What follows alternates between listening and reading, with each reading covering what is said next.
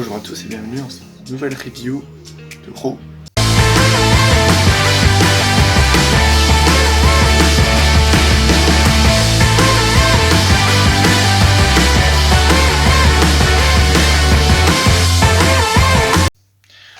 Dans cette vidéo aujourd'hui, on va parler des sujets sur le show.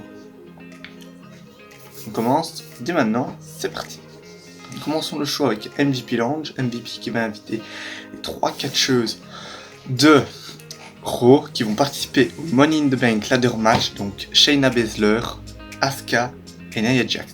Les 3 femmes arrivent dans le ring, elles s'assoient sur un canapé. Il y a juste Nia Jax qui va s'asseoir sur une chaise entre Asuka et Shayna Baszler. Et il y a MVP qui va leur poser tous les 3 la même question. Pour vous, qui va remporter la mallette? Et après ça va un petit peu la tension va monter entre Asuka et Shayna Baszler qui vont commencer. Asuka qui va s'énerver sur Shayna Baszler qui va lui répondre, lui rétorquer qu'elle n'a rien à faire.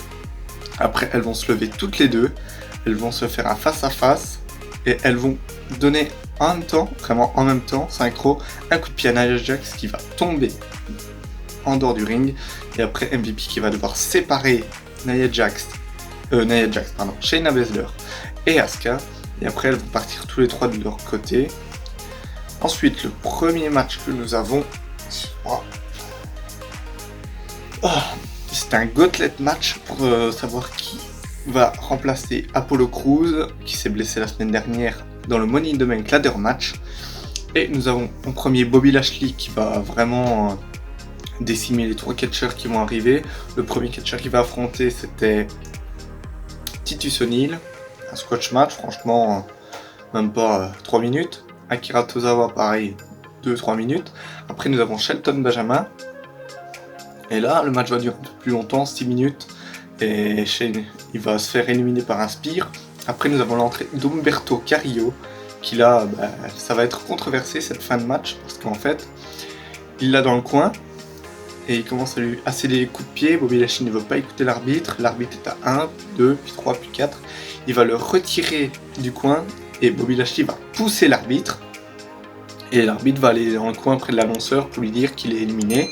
Et du coup, Bobby Lashley est éliminé de ce gauntlet match par disqualification. Ensuite, nous avons l'entrée d'Angel Garza avec Zelina Vega. Et pareil, ce match va durer un peu plus longtemps, 8 minutes. Et c'est la victoire d'Umberto Carrillo par un petit paquet. Après nous avons l'entrée d'Austin Theory qui va perdre aussi face à Umberto Carrillo. Et après nous avons, alors là je m'attendais pas trop à ça, nous avons le retour de AJ Styles qui, si vous vous souvenez, avait été enterré par l'Undertaker à Mania dans le Bonnier match. Et à la surprise générale, c'est AJ Styles qui va éliminer Umberto Carrillo, se qualifier pour le Money in the Bank ladder match masculin avec son Calf Crusher. Il va s'en prendre après à la jambe de Umberto avec le poteau, il va lui lancer la jambe dans le poteau et il va lui dire au micro que il va décrocher la mallette et qu'il va devenir Mr. Money in the Bank et qu'il deviendra champion de WWE.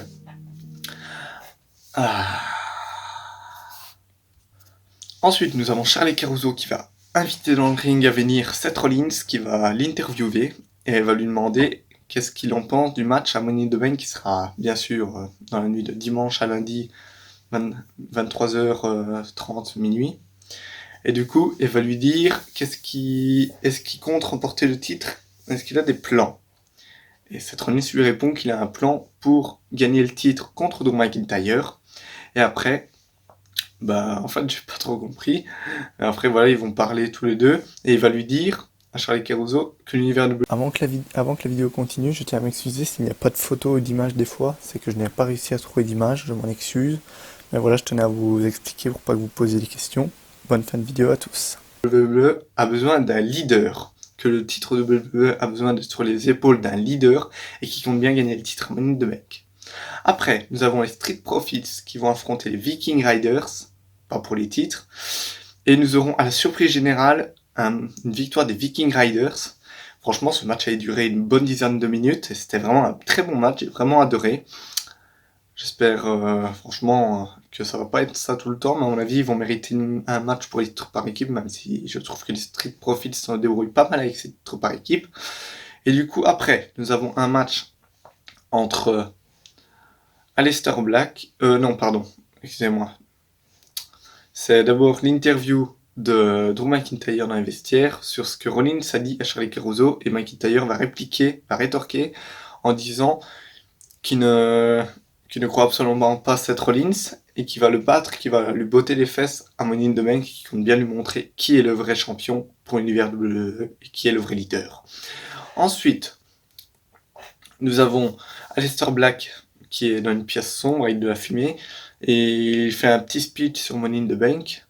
Et il va dire qu'il ne laissera pas ses adversaires remporter la manette et que c'est lui qui va devenir Mr. Money in the Bank. Après, nous avons aussi Rey Mysterio dans les vestiaires. Il va aussi dire le même discours qu'il va remporter la manette Money in the Bank, qu'il ne laissera personne remporter, qu'il était à 2 doigts de remporter la manette en 2011, puis qu'Alberto Del Rio, si vous vous souvenez, avait démasqué Rey Mysterio, qu'il avait balancé sur une autre échelle. Ça avait été la victoire de Alberto. Ensuite, nous avons un match entre Charlotte et Liv Morgan. Franchement, un match vraiment chouette de 12 minutes. Un très bon match, franchement, j'ai adoré. Victoire de Charlotte Flair. Et franchement, invincible depuis qu'elle est championne. Elle bat tout le monde. Et après, nous avons un match entre Cedric Alexander et Ricochet contre Shane Thorne et Brandon Vink. Et c'est finalement Brandon Vink et Shane Thorne qui vont remporter ce match. Ensuite, nous passons au main event, Drew McIntyre face à Murphy. Avant le match, Murphy a été interviewé par Charlie Caruso et pour lui demander qu'est-ce qu'est Rollins à ses yeux, est-ce qu'il compte bien le suivre pour ce match. Et Murphy répond que son alliance avec Seth Rollins est de Dieu, qui compte bien rester avec Seth Rollins, c'est son messie, son leader, et qui va rester avec lui jusqu'à la fin pour le protéger, et que c'est un cadeau de Dieu. Du coup, c'est un peu drôle. J'aime bien les segments qu'ils mettent avec Murphy et Rollins. Ensuite, nous passons au dernier match de la soirée qui va être Murphy contre Drew McIntyre. Sans surprise, c'est une victoire de Drew McIntyre en même pas 8 minutes. Bon, allez, on va dire 10. Parce qu'en fait, il y a le match qui commence. Il commence à McIntyre qui a vraiment la main dans le match, qui commence à l'envoyer partout dans les barricades à l'extérieur. Il s'amuse avec lui dans le ring. Il va en fait, Rollins était resté sur la rampe, au-dessus sur la scène. Il va aller près de Rollins. Il va aller sur le bord de la scène pour envoyer Murphy la tête la première sur la rampe. Puis il va renvoyer Murphy dans le ring. Il va retourner avec lui. Rollins va s'avancer jusqu'au bord du ring. Et après, Murphy va essayer d'avoir la tendance dans le match. Il va retourner la prise contre lui. Et Murphy va avoir le match en main. Jusqu'à ce que Drew McIntyre afflige un coup de boule à Murphy et lui fasse un Claymore kick. Et victoire de Drew McIntyre. Après, Seth Rollins va arriver sur le bord du ring pour confronter dans un regard. Après, il va partir et va retourner en direction des vestiaires. McIntyre va se retourner vers la foule, même si on n'a pas vers les caméras, pour souhaiter sa victoire. Et Rollins va revenir dans son dos en courant et va lui accéder un super kick.